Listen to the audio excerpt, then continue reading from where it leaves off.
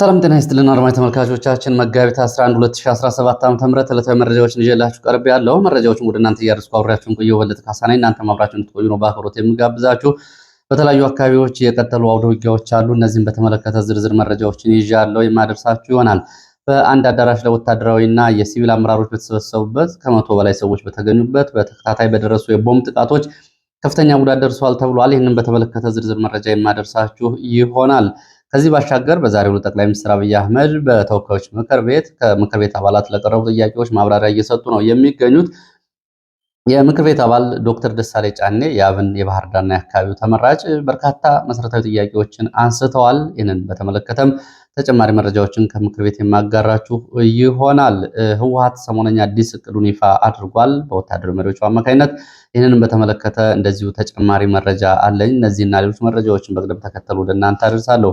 ትላንትና በተለያዩ አካባቢዎች የነበረው ጦርነት ዛሬም ቀጥሏል። ዛሬ እንግዲህ በተለያዩ አካባቢዎች ያለው ውጊያ ምን ይመስላል? ዝርዝር መረጃዎችን ወደ እናንተ የማደርሳችሁ ይሆናል። በተለያዩ አካባቢዎችም ውጊያዎች እየተደረጉ ነው። እነዚህም በተመለከተ ተጨማሪ መረጃዎች እንግዲህ በሌላ የመረጃ ሰዓታችን በዝርዝር የምንመለከታቸውን ጭምር አሁን ያሉበት ሁኔታ እንደዚሁ መግቢያዎችን የምንሰጣችሁ ይሆናል። እንግዲህ አብራችሁን እንድትቆዩ ነው በአክብሮት የምጋብዛችሁ። አብራችሁን ከቆያችሁ እነዚህን የግንባር መረጃዎችና የተዛማጅ የፖለቲካ ወታደራዊ፣ ዲፕሎማሲያዊ እንዲሁም የአፍሪካ ቀንድ አጭር መረጃዎችን ወደ እናንተ አደርሳለሁኝ። እንግዲህ ተከታተሉ ነው በአክብሮት የምጠይቃችሁ። ዛሬ በዚህ በመግቢያ ግን የተወሰኑ የኢትዮ ፎከስ ቻናል ቋሚ ደንበኞችን በስም ማመስገን እፈልጋለሁ። ፋኖ ደግ አረገ የሚባል ሰው፣ ሂሩት ወንድማገኝ፣ ታምራት ሙሉነህ፣ ኢንኬዚዩ አስናቀች፣ አስማማው ዳምጤ እንዲሁም ክብረ ወሰን አባይ፣ ሳሙኤል በቀለ፣ ዛጉዌ አጅሬ፣ ሰለሞን ከበደ እና ኤቪኤም የሚባሉ የቋሚ ሜምበር ሆነው እየተከታተሉ ስለሆነ በቋሚነት እንደዚሁ ደግሞ መዋጮም ለቻናሉ እያዋጡ ስለሆነ በእጅጉ ነው የማመሰግነው። እንግዲህ 10 ወራት ድረስ የቆዩ ደንበኞች እንዳሉ ነው የተመለከትኩት። በእጅጉ አመሰግናለሁ። እናንተም ሌሎችም እንግዲህ የሜምበርሺፕ አባልነት ፎርሙን እዛው ላይ ብትሞሉ አንዳንድ ድጋፎችን ለማድረግ ትችላላችሁ በዚሁ መንገድ። እነዚህን ግን በእጅጉ ነው የማመሰግነው። ምንም እንኳ ጥቂት ቢሆንም ሰው ባለው ልክ ይህንን መረጃዎችን በማግኘትና መረጃው ሚዲያው እንዲያደግ ያለውን የማበረታታት የሚያሳይ ስለሆነ በእጅጉ ነው የማመሰግነው። አመሰግናለሁ በድጋሚ። ወደ መልእክቶቻችሁ ሄዳለሁ። ወደ መረጃዎች ከመሄድ በፊት ኢትዮ ቴሌኮም ለታገቱ ሰራተኞቹ አጋርነት አላሳየም የሚል መረጃም ነው መልእክትም ነው። ሰሞኑን እንግዲህ የኢትዮ ቴሌኮም 3 ሰራተኞች በኦሮሚያ ክልል ሰሜን ሸዋ ዞንም መልኩ ጡሪ ተብሎ የሚጠራው አቅራቢያ ታግተዋል። ከመልኩ ጡሪ አቅራቢያ ወበሪ ተብሎ የሚጠራ ቦታ ላይ ነው ሰራተኞቹ እየታገቱት በታጣቂዎች። ለታገቱ ሰራተኞች ምንም አይነት አጋርነት አላሳየም ኢትዮ ቴሌኮም። ቤተሰቦችም እንደዚሁ በተደጋጋሚ ቴሌ የሚጠይቁት ምላሽ እየሰጠ አይደለም ተብሏል። ቤተሰቦቹም በቂ ምላሽ አልሰጣቸውም። የታገቱት የኢትዮጵያ ቴሌኮሙኒኬሽን ሰራተኞች ሀብተ ማርያም ብርሃኔ፣ ኢያሱ ማንደፍሮ እና ሾፌሩ አስማማው ሲሳይ ናቸው። ሶስቱም የታገቱት እዚሁ ከአዲስ አበባ በቅርብ ርቀት በሚገኝ ለኢትዮ ቴሌኮም የስራ ስምሪት ላይ እያሉ ነው። በስራ ላይ ለታገቱ ሰራተኞቹ እስካሁን ድረስ ምንም አይነት አጋርነት አላሳየም የሚለው ቴሌ እስካሁን ድረስ መግለጫም አልሰጠም። ለቤተሰቦቹም እንደዚሁ ተከታታይ መረጃዎችን እየሰጠ አይደለም። ብዙ ሰራተኞችን ይሄ ጉዳይ አስቆጥቷል ነው እየተባለው። ከቴሌ በኩል እስካሁን በዚህ ጉዳይ የተባለ ነገር የለም። እንግዲህ ታጋቾቹ የታገቱት መጋቢት 5 ረፋድ ለስራ ከአዲስ አበባ ወደ አካባቢ ሲንቀሳቀሱ መሆኑን ነው የመረጃ ምንጮች እየገለጹት። እንግዲህ ታጋቾቹ ደግሞ ሁሉም የአማራ ተወላጆች ናቸው ተብሏል። ሌላው ከመልእክቶቻችሁ መካከል የትግራይ መሬትና ማንነት አስመላሽ ኮሚቴ የሚል ሰሞኑን እየተዘዋወረ ያለ ደብዳቤ አለ።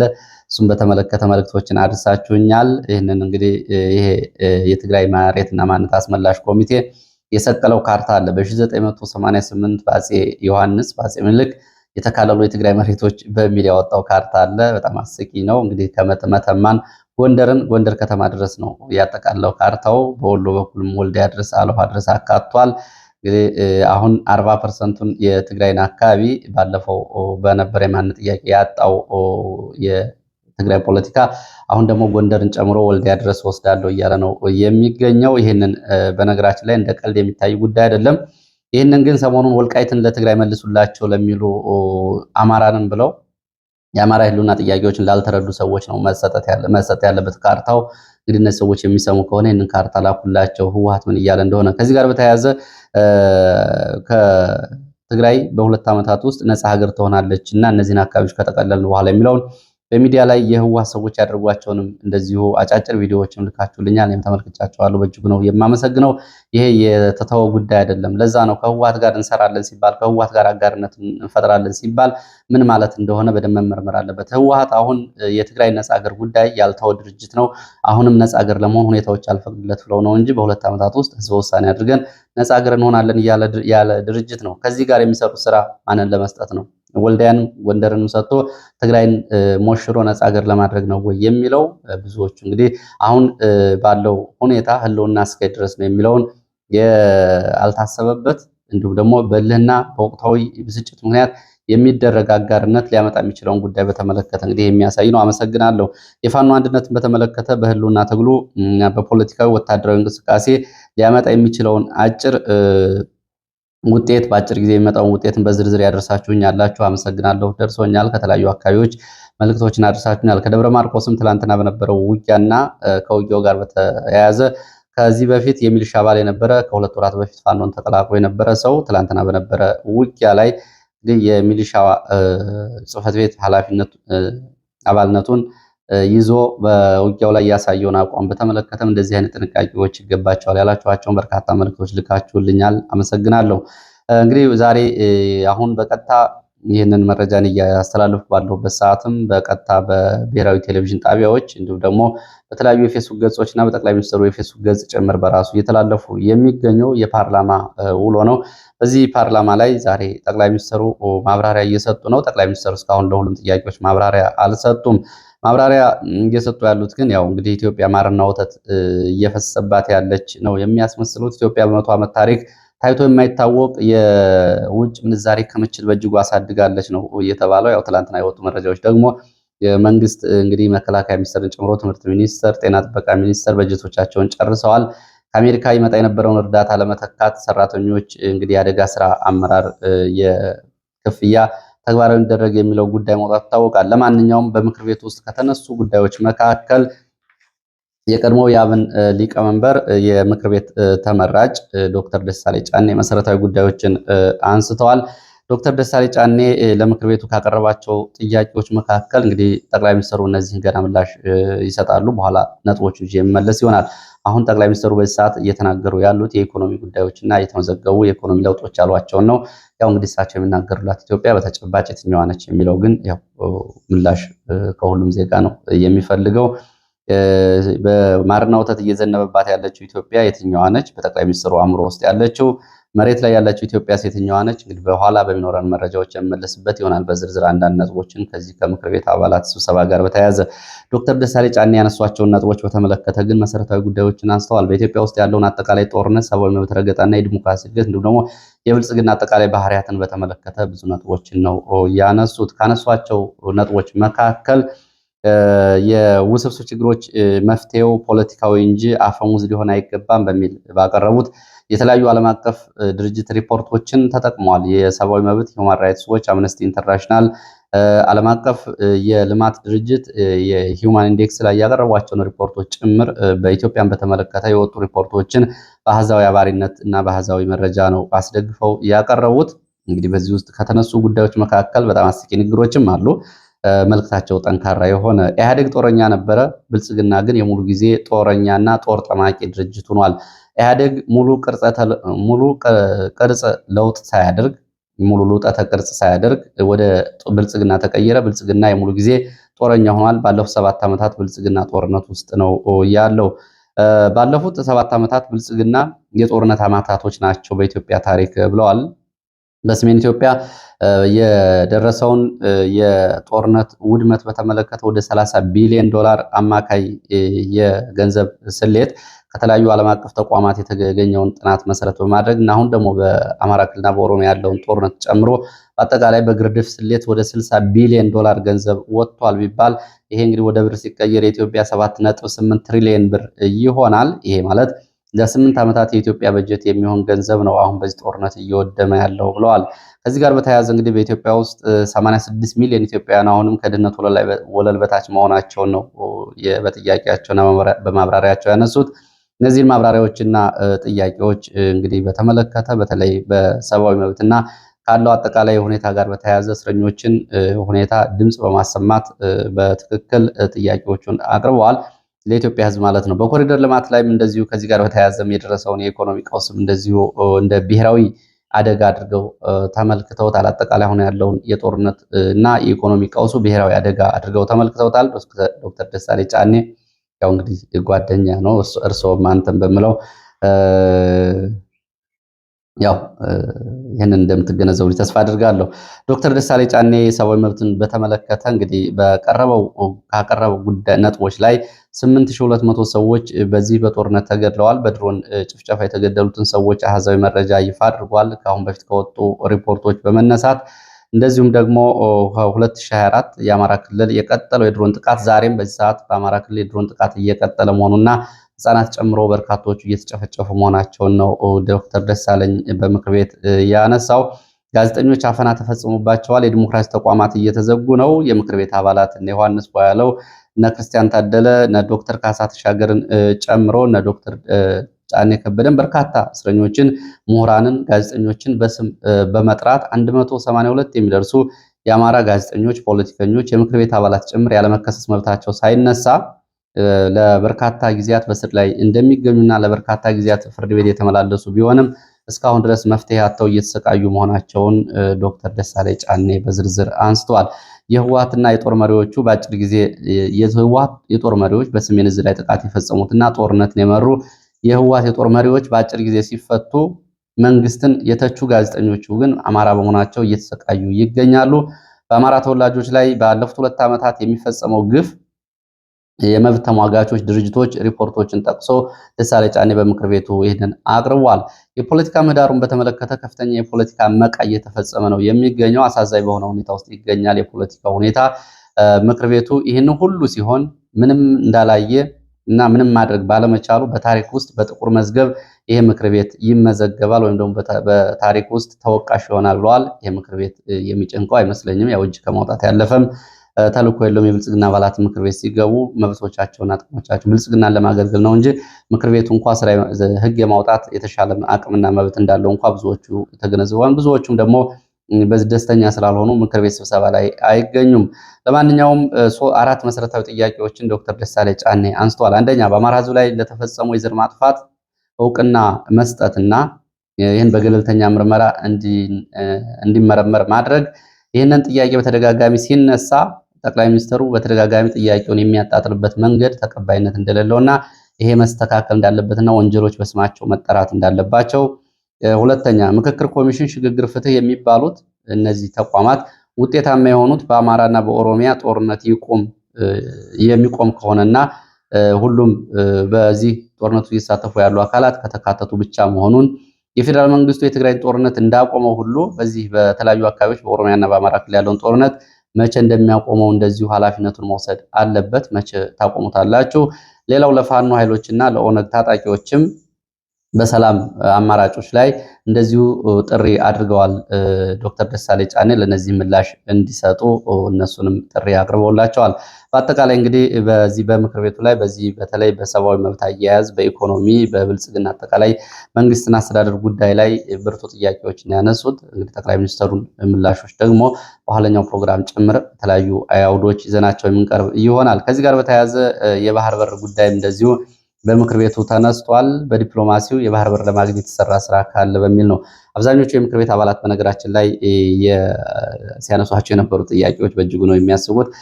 ቀውስ ውስጥ ያለ ሀገር፣ ጦርነት ውስጥ ያለ ሀገር አይደለም የሚያስመስሉ ለጠቅላይ ሚኒስትሩ ቡራኬ ሲያደርጉ ነው የነበረው።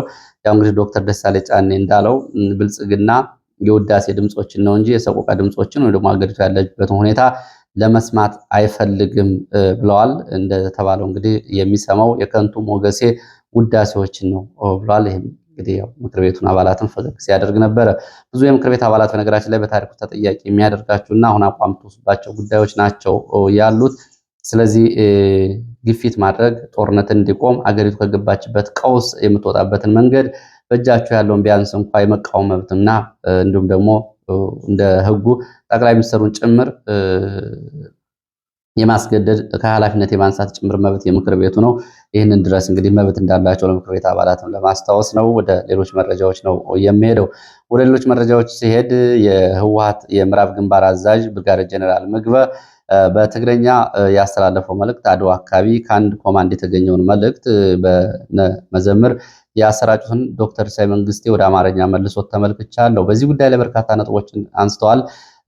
ብርጋዴር ጀነራል ምግበ ኃይሌ በቀጣዮቹ 2 ቀናት በትግራይ ውስጥ አዲስ ነገር ይኖራል ብለዋል። ምን ሊኖር እንደሚችል እንግዲህ የሚጠበቅ ነው። ትግራይ ሙሉ በሙሉ ነፃ ትወጣለች ብለዋል። በራያ አካባቢ ያለውን አጠቃላይ ሁኔታ በተመለከተም እንደዚሁ የራያ አካባቢ የማንነት ጥያቄ የሚያነሱ ሰዎች ካሉ ጉዳዩ በሽምግልና እንዲያልቅ ለሽማግሌዎች በነፍስ ወከፍ እስከ 100 ሺህ ብር መመደቡንና ለዚህም ሽማግሌዎችን ለማሳመን እንቅስቃሴ እየተደረገ መሆኑን በዚሁ ነገር ገልጸዋል። በአድዋና አካባቢው ከሻቢያ ጋር ግንባር ፈጥረናል ብለዋል። ይህንን እየሰራንበት ነው ሲሉ ይህንን መናገራቸውን ነው እንግዲህ ከትግረኛ ወደ አማርኛ የተመለሰው የዶክተር ሳይ መንግስቴ ትርጉም የሚያሳየው። ዶክተር ሳይ መንግስቴ በአዲስ አበባ ምክር ቤትና በአዲስ አበባ ዩኒቨርሲቲ የህግና የሰብአዊ መብቶች ትምህርት የፌዴራሊዝም መምህር ናቸው። ታውቋቸዋላችሁ። ያው ከሳቸው ላይ የተወሰደ መረጃ ስለሆነ ነው እያደረስኩ ያለሁት። የጊዜያዊ አስተዳደሩ አመራሮች ወደ ስራቸው ይመለሱ፣ ከተመለሱ በኋላ የምናደርገውን እኛ እናደርጋለን፣ ተዋቸው ይመለሱ የሚል እንደዚሁም እንግዲህ ቀጣይ ምን ሊጠብቃቸው እንደሚችል የሚያሳይ መመሪያም አስተላልፏል። ጀነራሉ መከላከያ ሰራዊቱ የፈራን በመምሰል ራያን ሙሉ በሙሉ እስክንጠቀልና እስክንወስድ ድረስ መከላከያ ሰራዊቱን ማታለል አለብን ብሏል። በተግባር እያደረጉት ያለው ነው። ከኛ ውጭ ትግራይን ማንም ሊያስተዳድር አይችልም የሚለውና ጌታቸው ረዳ በተደጋጋሚ ሲያቀርበው የነበረው ሻቢያ 100% ከጎናችን ነው የሚለው ጉዳይ መነጋገሪያ ሆኗል። እንግዲህ ይሄ መረጃ የተገኘው አርሚ 42 ተብሎ ከሚጠራው አድዋ አካባቢ ካለ አንድ ኮማንድ መሆኑን አባዲ መዘክር የጻፉት ትግረኛ ላይ ዶክተር ሳይ መንግስቴ ከመለሰው ላይ የተወሰደ መረጃ ነው። ወደ ሌሎች የግንባር መረጃዎች ነው የሚሄደው። ወደ ግንባር መረጃዎች ሲሄድ ወደ ራያና ቆቦ ወልዲያ ዙሪያ የሚወስደን መረጃ ነው የማስቀድመው። ራያ ቆቦ ከተማ አቅራቢያ መንጀል ወይም ደግሞ አራዶም ተብሎ የሚጠራ አካባቢ የደፈጣ ጥቃት ተፈጽሟል። እንዲሁም ድንገተኛ ጥቃት ተፈጽሟል።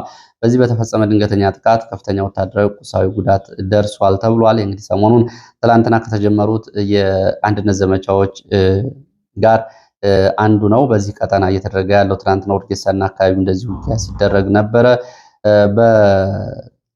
ባህር ዳር አቅራቢያ ሜጫ ግርጭጭ በተባለ ቦታ እንደዚሁ በዚህ ሰዓት ከባድ ውጊያ እየተደረገ ነው የሚገኘው። ቋራ ውጊያ አለ። ጎጃም የተለያዩ አካባቢዎች ውጊያዎች እየተደረጉ ነው የሚገኙት። እንዲሁም ደግሞ ደጋዳሞት ከሌሊቱ 9 ሰዓት ጀምሮ በፈረስ ቤት ከተማ በተለያዩ አካባቢዎች ከፍተኛ ተኩስ ነው ሲደረግ ያደረው። መናኸሪያ አካባቢ፣ ቅዳሜ ገበያ አካባቢ፣ አስተዳደር ጽሕፈት ቤት አካባቢ፣ ትምህርት ቤቱ አካባቢ ከሌሊቱ 9 ሰዓት ጀምሮ ደጋዳሞት ፈረስ ቤት ከተማ ከፍተኛ ተኩስ ሲደረግ ነው ያደረው። እነዚህንና በተለያዩ አካባቢዎች አሁን ውጊያ ላይ ያሉ መረጃዎችን በሌላ ዝርዝር መረጃዎች የመልስባቸውናል። ከዚህ ጋር በተያያዘ ግን ሌሎች የግንባር መረጃዎችን ወደ እናንተ ላድረስ። ጃዊ ኩምበር በተባለ ቀበሌ 4 ንጹሐን ገበሬዎች ተረሽነዋል በመንግስት ወታደሮች ተብሏል። አወቀ ደነቀው፣ አበራ እንደሻው፣ ማተቤ ወንዴን ጨምሮ በርካታ አርሶ አደሮች ተረሽነዋል። ከነዚህ ውስጥ እንግዲህ ማተቤ ወንዴ የተባለው አርሶ አደር መስማት የማይችል ጭምር ነው እንግዲህ በመንግስት ወታደሮች የተረሸነው። በዚህ አካባቢ እንግዲህ በአርሶ አደሮች ላይ እንዲሁም ደግሞ በግሮሰሪ ንግድ ተቋማት ላይ እንደዚሁ የመንግስት ወታደሮች ሚሊሻ፣ አድማ ብተና ዝርፊያ ፈጽመዋል ተብሏል። ጃዊና አካባቢው ነው።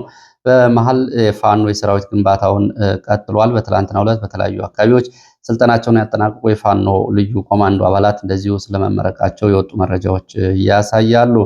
ወደ ሰሜን ወሎ ስንመለስ ቅድም ራያ ቆቦ መንጀሎ አካባቢ ያለውን አድርሻችሁ ነበር። ወደ ውርጌሳ የሚወስደን መረጃ ነው። ሀብሩ ውርጌሳ ከተማ ያሉ ባንኮች ሙሉ ገንዘባቸውን አውጥተው ወደ መርሳ ከተማ ወስደዋል ነው የሚለው መረጃው። በመርሳና በአካባቢው ያለውን ውጥረት ተከትሎ ነው ባንኮቹ ገንዘባቸውን ያወጡት። በዚህ ምክንያት ነዋሪዎቹ በጣም ተቸግረዋል። በውርጌሳ መሃላምባ፣ ሊብሶና አካባቢው ትላንትና እንደዚሁ ከፍተኛ የከባድ መሳሪያ የታገዘ ውጊያ ሲደረግ ነበር።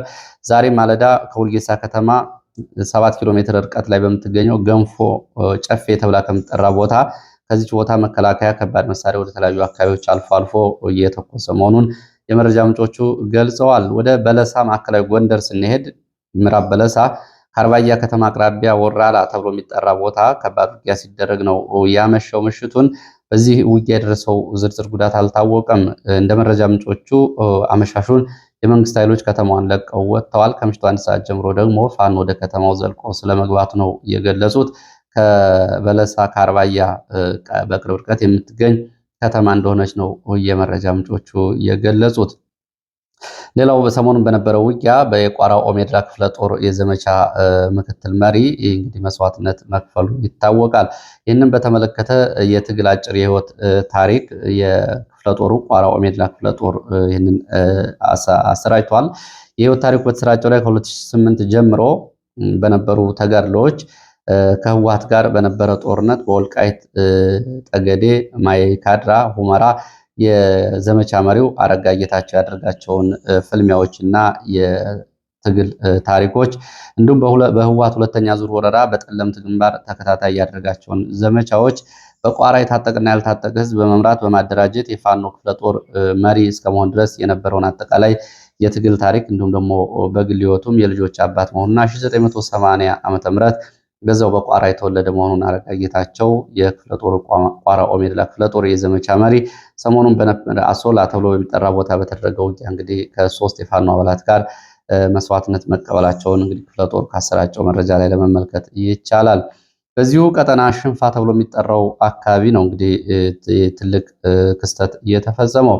ሽንፋ ከተማ የመከላከያና የብልጽግና አመራሮች ስብሰባ ተቀምጠው ነበር ትናንትና ከሰዓት በኋላ የሚሉት የመረጃ ምንጮች መጋቢት 10 2017 ካምፕ ላይ እንግዲህ ስብሰባ ላይ በነበሩበት አዳራሽ በካምፕ ውስጥ በተፈጸመ ተከታታይ የቦምብ ጥቃት ከፍተኛ ጉዳት ደርሷል ተብሏል። በዚህም ወታደራዊ መሪዎችን ጨምሮ የሲቪል መሪዎች እንዲሁም ደግሞ ሌሎች ወታደሮችና ከአድማ ብተና ለዘመቻ ምክክር እያደረጉ የነበሩ በርካታ የሰራዊቱ አባላትና የብልጽግና የሲቪል ባለስልጣናት ጉዳት አስተናግደዋል ተብሏል። በዚህ የመከላከያ ብልጽግና አመራሮች ላይ በደረሰው ከፍተኛ ጉዳት እንግዲህ በርካቶቹ ሆስፒታል ገብተዋል፣ በርካቶቹ ደግሞ እንደዚሁ ህይወታቸው አልፏል ነው የተባለው። እንደ መረጃ ምንጮቹ ከሆነ 86 በላይ ሰዎች ጉዳት ደርሶባቸዋል። ከነዚህ ውስጥ 40 የሚሆኑት ህይወታቸው ሳያልፍ አልቀረም ነው የተባለው። ህይወታቸው ካለፈው ውስጥ ደግሞ ሰራዊቱ መሪዎች ይገኙበታል። በሻለቃና በኮሎኔል ደረጃ ጭምር የሚገኙ የተባለው ይህን የቦምብ ጥቃት ያደረሰው የመከላከያ አባል ነው። የቦምብ ጥቃቱን ያደረሰው በተለይ በተደጋጋሚ በአማራ ላይ የሚፈጸመው ግፍና ሰቆቃ በመከላከያ ሰራዊቱ ሊቆም ይገባል የሚሉ ተቃውሞዎችን ያቀርብ የነበረ አንድ የሰራዊት አባል ነው። 2 ተከታታይ ቦምቦችን ስብሰባ አዳራሽ ውስጥ በማፈንዳት ከ86 በላይ ሰዎች ሞት፣ ቁስለኛ፣ ከባድና ቀላል እንዲሆኑ ያደረገው። አሁን አብዛኞቹ በመተማ ገንደ ውሃ ሆስፒታል ሕክምና ላይ ነው የሚገኙት። ከነዚህ ውስጥ እንግዲህ ትላንትና ሆስፒታል ከገቡ በኋላም ህይወታቸው ያለፈ መኖሩን የሆስፒታል የመረጃ ምንጮች ገልጸዋል። የቦምቦቹ ጥቃት እንግዲህ ከፍተኛ ድንጋጤ ነው እየፈጠረው።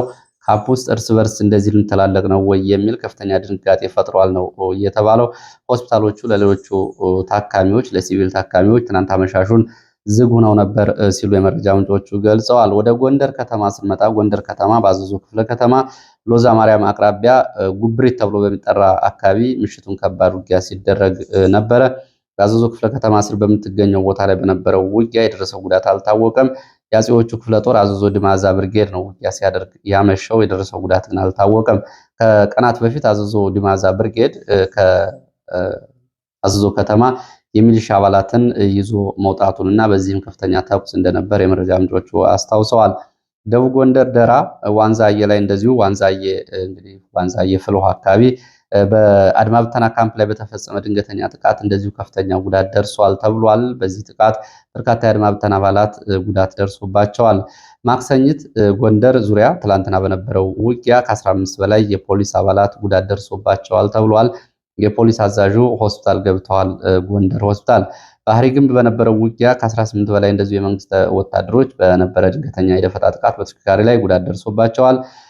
አዲስ ዘመን በነበረው የሙሉ ቀን ውጊያ እንደዚሁ ከፍተኛ ጉዳት አለ። የደረሰው ጉዳት በዝርዝር አልታወቀም።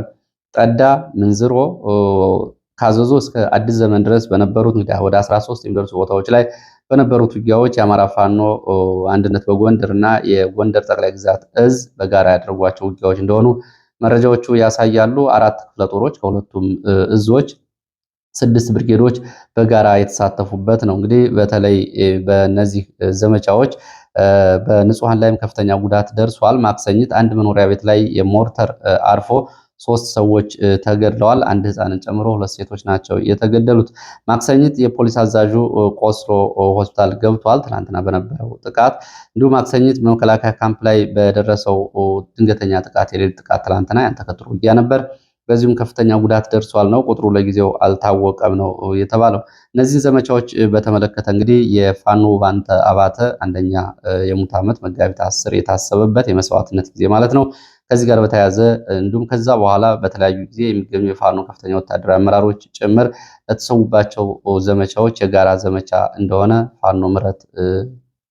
ፋኖ ዘመነ ምህረት ይህንን ገልጿል።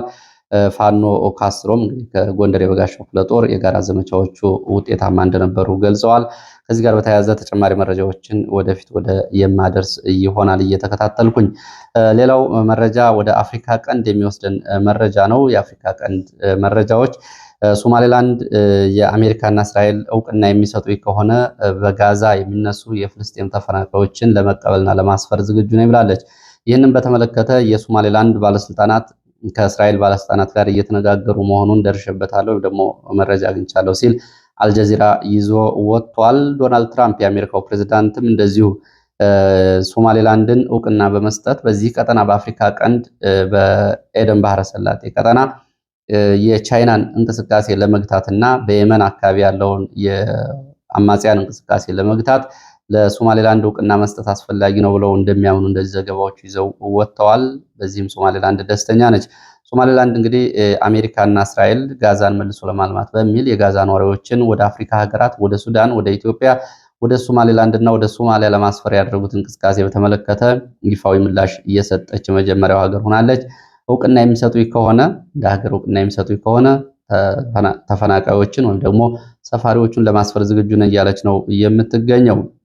የሶማሌላንድ የውጭ ጉዳይ ሚኒስትር እንግዲህ ከእስራኤል ባለስልጣናት ጋር መነጋገሩን አልጀዚራ ዘግቧል። ከላይ እንዳልኩት በዚሁ ቀጠና እንግዲህ በአልሸባብ እንቅስቃሴና የአልሸባብ ጥቃት ተጠናክሮ ነው የቀጠለው። በሞቃዲሾ የተለያዩ አካባቢዎች ዛሬም በሞቃዲሾ ጦር ሰፈሮች ላይ አልሸባብ ጥቃት ፈጽሟል። በሞቃዲሾ ዙሪያ አቅራቢያም እንደዚሁ ከፍተኛ የሆነ የአልሸባብ እንቅስቃሴ ያለ ነው የሚሉት መረጃዎች። ከዚህ አንጻር እንግዲህ ሶማሊያም የመከላከያ ሚኒስትሯን እስከ መቀየር ደርሳለች። የኢትዮጵያ አየር ኃይልን ጨምሮ የኩዌት፣ የተባበሩት አረብ ኤሚሬትስና የአሜሪካ የሰው አልባ አውሮፕላኖች በመካከለኛው ሸበሌ ቀጠናዎች ተከታታይ የአየር ድብደባዎችን ፈጽመዋል አልሸባብን እንቅስቃሴ ለመግታት።